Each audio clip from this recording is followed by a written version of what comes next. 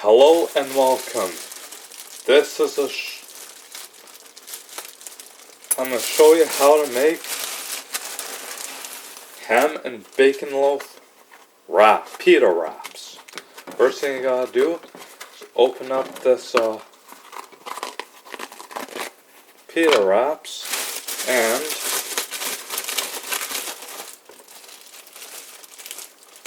you put the pita breads in the fridge and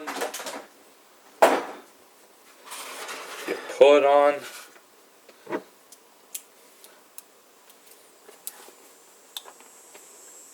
the dressing.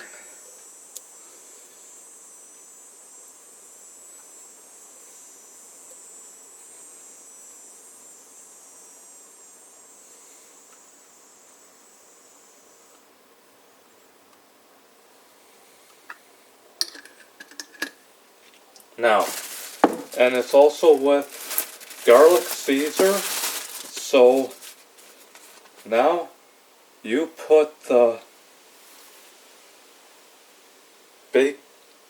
ham and bacon loaf, a couple slices of meat, and you wrap it up.